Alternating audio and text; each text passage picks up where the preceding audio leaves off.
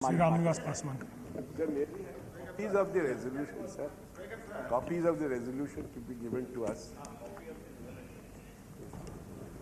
That you have been. Yes. अध्यक्ष महोदय, मैं आपको बहुत बहुत धन्यवाद देना चाहता हूं कि आपने प्रयास करके और इस सदन के माध्यम से एक सर्वसम्मति प्रस्ताव, निंदा का प्रस्ताव लाने का काम किया।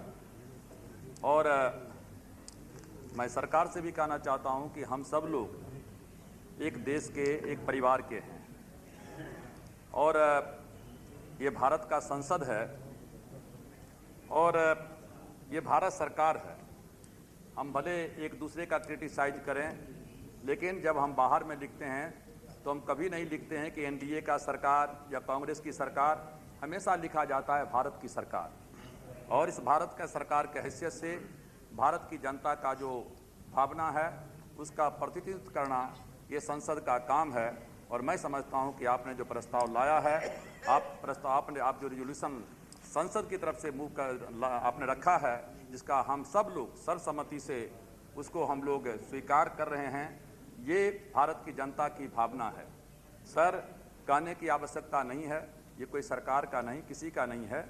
हम एक ऐसे दौर से गुजर रहे हैं जहां हमको अपनी राष्ट्र की चिंता है और हमें इस बात का चिंता है कि मैं उसको कहने में कोई आपत्ति नहीं है। मैंने कल भी कहा था कि मैं इसको युद्ध नहीं मानता हूं। ये एक तरफ से थोपा हुआ हमला है, एग्रेशन है और इसलिए हमें चिंता है। यूएनओ या यूएन सिक्योरिटी काउंसिल, सब साथियों ने कहा, पूरा देश, पूरा संसार का रहा, उसकी धज्जियां उड़ाई जा रही है। जो आज तक, अभी तक इराक के पास से कोई केमिकल्स वेपन नहीं पाया गया है। सारा का सारा सद्दाम का मकान सब कुछ ध्वस्त हो गया, लेकिन अभी तक कुछ उसमें मिला नहीं है। मैं सर कुछ चौंकाने वाला तथ्य आपके सामने में रखना चाहता हूं और मैं चाहता हूं कि इसको रिकॉर्ड पर लाया जाए। ये पूरी आबादी का जो अमेरिका का प्रतिशत है वो केवल 6% है और दुनिया में कुल संपत्ति का जो हिस्सा है वो अमेरिका का है 50% है। किस देश में सबसे ज्यादा अधिक तेल है? सऊदी अरबिया के पास में। दुनिया में तेल का भंडार सबसे दूसरा नंबर पर कौन है? इराक। दुनिया भर में हर साल सैन्य बजट पर कितना खर्चा किया जाता है? 900 अरब डॉलर, करीब 45,000 करोड़ रुपया। और इसमें से अमेरिका का कितना योगदान है? 50%, मतलब 45,000 करोड़ रुपया में से साढ़े 22,000 अरब रुपया। संयुक्त राष्ट्र के मुताबिक यदि अमेरिका अपने सैन्य बजट का 10% खर्चा, 10% कटौती कर दे तो संसार के लोगों को रहने के लिए कपड़ा, रोटी, कपड़ा, मकान का मुहैया हो सकता है केवल 10% में। दूसरे विश्व युद्ध के बाद सर अब तक जो लोग मारे गए हैं वो 8 करोड़ 60 लाख लोग मारे गए हैं। इराक के पास जो है सैनिक हथियार, जो कह रहे हैं कि जैविक हथियार, कब से शुरू है? 1980 के दशक से। और इसको किसने, क्या इराक ने खुद तैयार किया था? नहीं। इसको किसने प्रोवाइड किया था? अमेरिका ने प्रोवाइड किया था। और इसमें ब्रिटेन का हाथ है और इसमें निजी कॉरपोरेशन की भागीदारी रही है। क्या अमेरिका ने सरकार की उस कार्रवाई की भर्त्सना की थी जिसमें इराक के साथ लड़ाई में इराक ने जहरीली हस्ते इस्तेमाल किया था? नहीं। कुर्दी शहर और अल-फजा में 1988 के दौरान सद्दाम हुसैन ने जहरीली गैस का इस्तेमाल कर कितने लोगों को मारा था? 5,000 लोगों को। उस वक्त कितने पश्चिमी देशों ने उस कार्रवाई की निंदा की थी? किसी ने नहीं। वियतनाम में अमेरिका ने कितने गैलन एजेंट ऑरेंज का इस्तेमाल किया था? 1 करोड़ 70 लाख गैलन का। क्या अमेरिका ने 11 सितंबर को हुए आतंकवादी हमले और इलाके में कोई संबंध अभी तक किसी ने साबित किया है? बिल्कुल नहीं। ये लड़ाई किस बात की है? लड़ाई है तेल की। और इसलिए मैंने सवेरे में कहा था कि ये जो है, ये निशाना जो है सद्दाम हुसैन, क्या कहते हैं कि एक बहाना है, असली तेल निशाना है। वो तेल का मामला है और तेल अमेरिका और ब्रिटेन के बीच में हिस्सेदारी बढ़ गई है और समय आएगा उसका पता चलेगा। खारिज युद्ध के दौरान कितने निर्दोष लोग मारे गए थे? 35,000।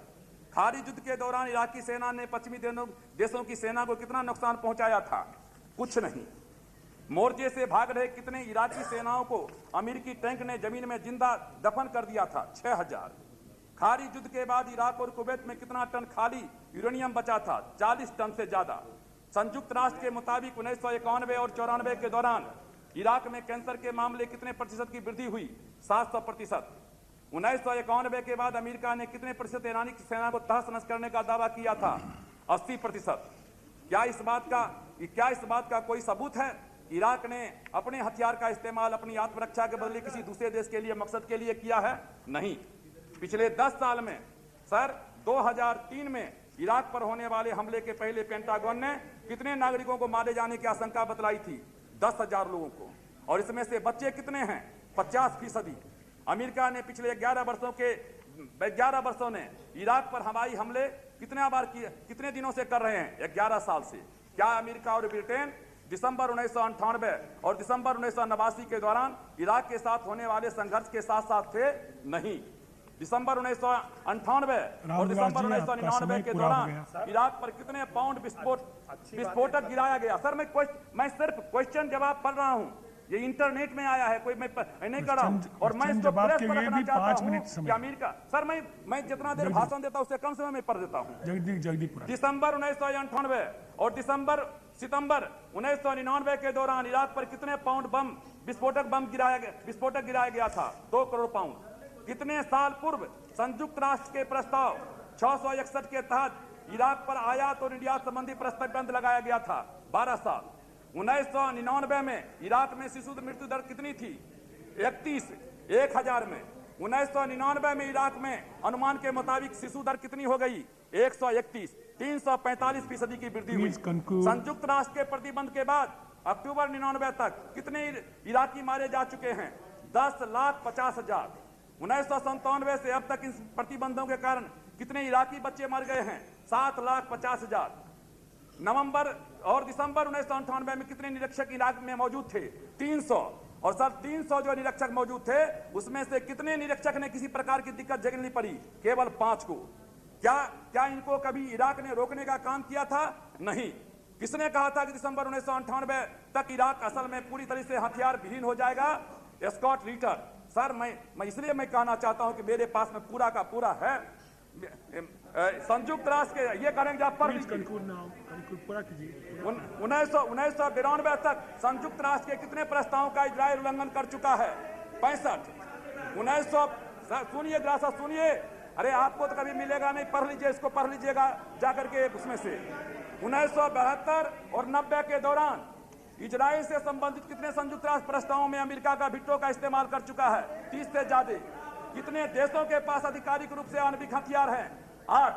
इराक के पास कितने आणविक हथियार हैं? 0। अमेरिका के पास कितने आणविक हथियार हैं? 10,000 से ज्यादा। अब तक किस देश ने आणविक हथियारों का इस्तेमाल किया है? अमेरिका ने। इजराइल के पास कितने आणविक हथियार हैं? 400 से ज्यादा। सर ये सारा का सारा रिकॉर्ड है और इसलिए मैं आपसे कहना चाहता हूं कि ये इस बात का साबित करता है कि अमेरिका जो है अग्रेसर है। अमेरिका ने हमला किया है और हमें आज इस बात का खुशी है कि आपके नेतृत्व में आज ये प्रस्ताव पास हो रहा है। मैं भारत सरकार से सिर्फ एक बात और कहना चाहूंगा कि सर हमको कुछ सीखना चाहिए। ये जो हमला हो रहा है इससे हमको कुछ सीखना चाहिए। हम रोज पाकिस्तान को धमकी देते हैं, पाकिस्तान रोज हमको धमकी देता है। हम उसको कहते हैं कि तुमको हम नस नाबूद कर देंगे और पाकिस्तान भी हमको कहता है नस नाबूद कर देंगे। जिस पाकिस्तान का झगड़ा हमको हुआ, ये जो पूर्वी पाकिस्तान जो बांग्लादेश के नाम से जाना जाता है, आज बांग्लादेश भी हमारा मित्र राष्ट्र नहीं रहा है। मैं इतना ही फॉरेन मिनिस्टर से कहना चाहूंगा कि यदि अमेरिका के प्रभाव को हम रोकना चाहते हैं तो हमको भी प्रयास करना चाहिए, पाकिस्तान को भी प्रयास करना चाहिए, बांग्लादेश को भी करना चाहिए, नेपाल को भी करना चाहिए, भूटान को भी करना चाहिए, श्रीलंका को भी करना चाहिए। जितने हमारे पड़ोसी राष्ट्र हैं सब लोगों को मिल करके एक ऐसा वातावरण बनाना चाहिए, एक ऐसा महासंघ की बात करनी चाहिए जिससे अमेरिका की घुसपैठी कम हो और अमेरिका की दादागिरी नहीं चले। और उसके साथ साथ देश के अंदर में हमको ऐसा वातावरण, कोई भी देश के अंदर में दुश्मन तब हमला करता है जब देश के अंदर में कुछ न कुछ जो है बेमनस रहता है। और हमको ये भी कोई ऐसा काम भी नहीं करना चाहिए कि जिसमें देश का हमारा जो देश की देश में जो रहने वाले लोग हैं उनके मन में किसी तरह का बेमनस पैदा हो। भारत एक बगीचा है, इस बगीचा में हर तरह के फूल हैं, हिंदू भी हैं, मुसलमान भी हैं, सिख भी हैं, ईसाई भी हैं, दलित भी हैं, ब्राह्मण भी हैं। और बगीचा का वही माली अच्छा होता है जिस बगीचा में हर तरह का फूल खिलता है। जिस बगीचा में सिर्फ कमल का फूल खिले बाकी ये फूल मुरझा जाए तो समझ जाओ बगीचा का माली बेईमान होता है। इसलिए हम चाहते हैं कि हमको युद्ध का जो है हमको निंदा करनी चाहिए और हम निंदा कर रहे हैं। और इसलिए हमने नारा दिया है कि हमको युद्ध नहीं, हमको बुद्ध चाहिए। युद्ध नहीं, बुद्ध चाहिए, शांति चाहिए। युद्ध को रोकना होगा, विश्व को सोचना होगा, बुश को भी झुकना होगा। और युद्ध जीवन दे नहीं सकता है, युद्ध जीवन लेता है। और इस मैसेज को जो भगवान बुद्ध का मैसेज था, जो गांधी जी का मैसेज था, जो भारत का मैसेज है, ये भारत के मैसेज को पूरे संसार में हमको फैलाना चाहिए। और इस अमेरिका की दादागिरी के को बंद करने के लिए आपने जो प्रस्ताव पास किया है, मैं समझता हूं भारत सरकार और विदेश मंत्री जहां कहीं भी जाएंगे इसका अक्षर सा पालन करवाने का भी काम करेंगे। सिर्फ प्रस्ताव कागज पर ही नहीं रहे, ये भी हमको देखना होगा। इन्हीं शब्दों के साथ आपको बहुत बहुत अध्यक्ष जी बहुत बहुत धन्यवाद देना चाहता हूं कि आपने बहुत प्रयास करके सर्वसम्मति से एक प्रस्ताव ला करके भारत की भावना को संसार के सामने में रखने का काम किया है। बहुत बहुत धन्यवाद। अध्यक्ष महोदय।